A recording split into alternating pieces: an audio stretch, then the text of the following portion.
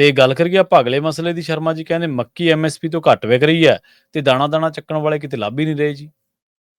ਹਾਂ, ਇਹਨਾਂ ਨੇ ਤਾਂ ਬੱਕਰੀ ਦਾ, ਮੁਰਗੀ ਦਾ ਮੁਆਵਜ਼ਾ ਵੀ ਦੇਣਾ ਸੀ। ਹਾਂਜੀ ਹਾਂਜੀ, ਬਿਲਕੁਲ ਦੇਣਾ ਤੇ ਸੀ। ਲੋਕਾਂ ਨੂੰ ਅਜੇ ਤੱਕ ਮੂੰਗੀ ਦਾ ਮੁਆਵਜ਼ਾ ਨਹੀਂ ਮਿਲਿਆ। ਸਹੀ ਹੈ। ਪਰ ਇਹਨਾਂ ਨੇ ਤਾਂ ਮੂੰਗੀ ਵੀ ਦਾਣਾ ਦਾਣਾ ਚੱਕਣ ਦਾ ਦਮ ਭਰਿਆ ਸੀ ਕਿ ਮੂੰਗੀ ਬੀਜੋ, ਤੇ ਪੰਜਾਬ ਨੇ ਬੀਜ ਵੀ ਦਿੱਤੀ, ਬਾਅਦ ਚੋਂ ਖਰੀਦ ਨਹੀਂ ਹੋਈ, ਅਦਾਇਗੀਆਂ ਨਹੀਂ ਹੋਈਆਂ। ਤੇ ਉਸੇ ਤਰ੍ਹਾਂ ਮੱਕੀ ਦੇ ਮਾਮਲੇ 'ਚ ਵੀ ਪੰਜਾਬ ਸਰਕਾਰ ਨੇ ਦਮ ਭਰਿਆ ਸੀ ਕਿ ਐਮਐਸਪੀ ਤੇ ਖਰੀਦ ਕਰਾਂਗੇ ਜੀ, ਸਾਡੇ ਕੋਲ ਪ੍ਰਕਿਰਿਆ ਹੈਗੀ ਹੈ ਜੀ, ਅਸੀਂ ਚੱਕਾਂਗੇ ਜੀ, ਤੇ ਬਦਲਵੀਆਂ ਫਸਲਾਂ ਤੇ ਆਓ ਜੀ, ਆਪਾਂ ਬਦਲੋ।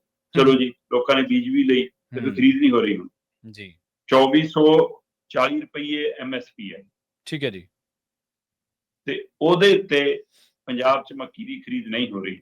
ਮੱਕੀ ਦੀ ਖਰੀਦ ਉਹ ਤੋਂ ਕਿਤੇ ਨਾ ਕਿਤੇ ਘੱਟ 400-500 ਰੁਪਈਆ ਪ੍ਰਤੀ ਕੁਆਂਟਲ ਦੇ ਹਿਸਾਬ ਨਾਲ ਘੱਟ ਕੇ ਮਤਲਬ 1900-2000 ਤੱਕ ਮੱਕੀ ਵਿਕ ਰਹੀ ਹੈ ਖੁੱਲੇ ਬਾਜ਼ਾਰ 'ਚ। ਠੀਕ ਹੈ। ਇਹਦੇ ਬਾਵਜੂਦ ਸਰਕਾਰ ਕਿਤੇ ਲੱਭ ਨਹੀਂ ਰਹੀ। ਚਲੋ, ਸਰਕਾਰ ਤਾਂ ਭਗੌੜਾ ਹੋ ਗਈ, ਸਰਕਾਰ ਤਾਂ ਵਾਅਦਿਆਂ ਤੋਂ ਮੁੱਕਰਦੀ ਹੈ। ਰਾਣਾ ਗੁਰਜੀਤ ਨੇ ਦਾਣਾ ਦਾਣਾ ਖਰੀਦਣਾ ਸੀ, ਉਹ ਖਰੀਦ ਲੈਂਦੇ।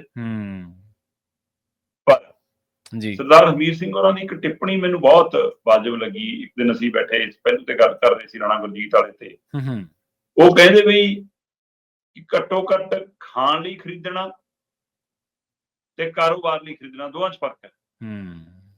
ਉਹ ਕਹਿੰਦੇ ਉਹਨੇ 'ਚੋਂ ਤੇਲ ਕੱਢ ਕੇ ਕਾਰਾਂ ਲਈ ਹੈ, ਇਹ ਕਾਰਾਂ ਦਾ ਖਾਜਾ ਕਿ ਬੰਦਿਆਂ ਦਾ ਖਾਜਾ। ਸਹੀ ਗੱਲ। ਇਸ ਲਈ ਇਹ ਵੀ ਦੇਖਣ ਦੀ ਪਹਿਲੂ ਹੈ। ਪਰ ਉਹਦੇ ਬਾਵਜੂਦ ਵੀ ਕਹਿੰਦੇ ਉਹ ਤਾਂ ਕਹਿੰਦੇ ਫਿਰਦੇ ਸੀ ਢੋਲ ਵਜਾ ਕੇ, ਫਿਰ ਹੁਣ ਖਰੀਦੀ ਕਿਉਂ ਨਹੀਂ। ਸੋ ਇਹ ਵੀ ਇੱਕ ਪਹਿਲੂ ਹੈਗਾ। ਸੋ ਬਿਲਕੁਲ ਤੁਹਾਡੀ ਗੱਲ ਦਰੁਸਤ ਹੈ। ਮੈਂ ਯੂਪੀ ਦਾ ਦੇਖ ਰਿਹਾ ਸੀ, ਯੂਪੀ ਦੇ ਵਿੱਚ 2225 ਰੁਪਏ ਐਮਐਸਪੀ ਤੇ ਯੋਗੀ ਸਰਕਾਰ ਕਹਿੰਦੇ ਅਸੀਂ ਚੱਕ ਰਹੇ ਹਾਂ ਜੀ ਐਮਐਸਪੀ ਦੇ ਉੱਤੇ। ਠੀਕ ਹੈ। ਤੇ ਜੇ ਯੂਪੀ ਵਾਲੇ ਖਰੀਦ ਸਕਦੇ, ਪੰਜਾਬ ਵਾਲਿਆਂ ਨੂੰ ਕੀ ਹੋ ਗਿਆ? ਕੀ ਹੋਇਆ? ਸਹੀ ਗੱਲ ਹੈ, ਬਿਲਕੁਲ ਜੀ। ਤੇ ਇੱਕ ਪਾਸੇ ਤੁਸੀਂ ਕਹਿੰਦੇ ਹੋ ਕਿ ਬਦਲਵੀਆਂ ਫਸਲਾਂ ਤੇ ਆਓ, ਅਸੀਂ ਜੀ ਆਹ ਕਣਕ ਝੋਨੇ ਦੇ ਚੱਕਰ ਚੋਂ ਕਿਸਾਨ ਨੂੰ ਕੱਢਣਾ ਹੈ, ਅਸੀਂ ਪਾਣੀ ਵੀ ਬਚਾਉਣਾ ਹੈ ਜੀ। ਆਪਾਂ ਗੱਲ ਕਰਕੇ ਹਟੇ ਹਾਂ ਕਿ 82% ਦਾ ਸਾਡੇ ਮਿੱਟੀ ਦੀ ਗੁਣਵੱਤਾ ਵਾਲੇ ਸੈਂਪਲ ਫੇਲ ਹੋ ਰਹੇ ਨੇ, ਹੈ ਨਾ। ਤੇ ਜੇ ਉਹ ਮਿੱਟੀ ਦੀ ਗੁਣਵੱਤਾ ਅਜਿਹੀ ਹੈ, ਫਿਰ ਉਹਦੇ ਲਈ ਮਿੱਟੀ ਦੀ ਗੁਣਵੱਤਾ ਵਧਾਉਣ ਦੇ ਲਈ, ਪਾਣੀ ਦਾ ਲੈਵਲ ਵਧਾਉਣ ਦੇ ਲਈ ਸਾਨੂੰ ਬਦਲਵੀਆਂ ਫਸਲਾਂ ਤੇ ਜਾਣਾ ਪੈਣਾ। ਫਿਰ ਉਹ ਸਰਕਾਰ ਖਰੀਦੇ ਤਾਂ ਸਹੀ। ਅੱਛਾ, ਇੱਕ ਹੋਰ ਪਹਿਲੂ ਇਹਦੇ ਵਿੱਚ ਬੜਾ ਅਹਿਮ ਹੈ ਜੀ। ਮਤਲਬ ਜਦੋਂ ਬਦਲਵੀਂ ਫਸਲ ਦੀ ਗੱਲ ਆਉਂਦੀ ਆ, ਤਦ ਕੇਂਦਰ ਕਹਿੰਦਾ ਜੀ ਕਿ ਇਹ ਸੰਭਵ ਨਹੀਂ ਜੀ, ਇਹ ਐਮਐਸਪੀ ਤੇ ਚੱਕਣੀ। ਪ੍ਰਵੀਨ ਜੀ, ਪੰਜਾਬ ਦਾ ਖੇਤੀ ਹੇਠਲਾ ਰਕਬਾ ਤਾਂ ਲਗਾਤਾਰ ਘਟ ਰਿਹਾ, ਉਹ ਤਾਂ ਵੱਧ ਨਹੀਂ ਰਿਹਾ। ਨਹੀਂ ਵੱਧ ਰਿਹਾ, ਬਿਲਕੁਲ। ਜੇ ਇੱਕ ਟਾਈਮ 'ਚ ਝੋਨਾ ਨਹੀਂ ਆ ਰਿਹਾ, ਉਹਦੀ ਥਾਂ ਤੇ ਕੁਝ ਹੋਰ ਆ ਰਿਹਾ, ਤਾਂ ਆ ਤਾਂ ਪੈਦਾਵਾਰ ਉਹਨਾਂ 'ਚੋਂ ਹੀ ਰਹੀ ਹੈ ਨਾ, ਤੁਸੀਂ ਉਸੇ ਪੈਸੇ 'ਚੋਂ ਹੀ ਖਰੀਦਣੀ ਹੈ ਨਾ।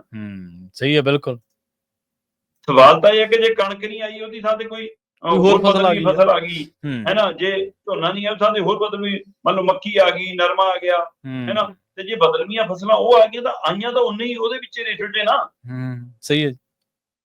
ਤੇ ਤੁਸੀਂ ਉਸੇ ਪੈਸੇ 'ਚ, ਠੀਕ ਹੈ, ਚੀਜ਼ ਦੇ ਭਾਅ ਦੇ ਹਿਸਾਬ ਨਾਲ ਉੱਪਰ ਥੱਲੇ ਹੋ ਸਕਦਾ, ਪਰ ਇਹ 'ਚ ਨਹੀਂ ਕਿ ਤੁਹਾਨੂੰ ਉਨਾ ਹੀ ਝੋਨਾ ਵੀ ਖਰੀਦਣਾ ਪੈ ਰਿਹਾ ਤੇ ਉਨੀ ਉਹ ਵੀ ਹੈ, ਨਵੀਂ ਇੱਕ ਵਾਰ ਦੋ ਤਾਂ ਆ ਨਹੀਂ ਸਕਦੀਆਂ। ਜੀ ਜੀ ਜੀ, ਬਿਲਕੁਲ ਬਿਲਕੁਲ। ਤੇ ਫਿਰ ਇਹਦੇ ਉੱਤੇ ਕਿਉਂ ਨਹੀਂ ਸਰਕਾਰਾਂ? ਇਹਦਾ ਮਤਲਬ ਤੁਸੀਂ ਸਰਕਾਰਾਂ ਸਿਰਫ ਭਗੌੜਾ ਹੋਣਾ ਚਾਹੁੰਦੀਆਂ।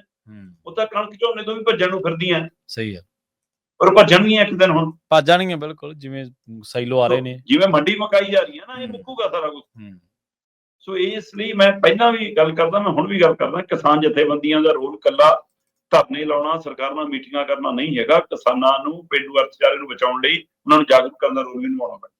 ਨਹੀਂ, ਦੇਖੋ, ਲੋਕ ਉਹਨਾਂ ਨੂੰ ਦੇਖਦੇ ਨੇ ਆਪਣੇ ਲੜਾਕਿਆਂ ਦੇ ਰੂਪ ਦੇ ਵਿੱਚ, ਆਪਣੇ ਸੰਘਰਸ਼ ਦੀ ਗੱਲ ਕਰਨ ਵਾਲੇ ਲੋਕਾਂ ਦੇ ਰੂਪ ਦੇ ਵਿੱਚ। ਲੋਕ ਉਹਨਾਂ ਤੋਂ ਉਮੀਦ ਰੱਖਦੇ ਨੇ, ਤਵੱਕੋਂ ਰੱਖਦੇ ਨੇ ਕਿ ਉਹ ਸਾਡੀ ਗੱਲ ਕਰਨਗੇ।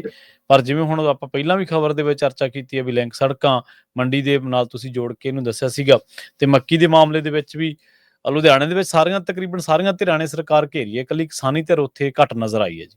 ਲੋਕ ਇਹਨੂੰ ਵੀ ਦੇਖ ਰਹੇ ਨੇ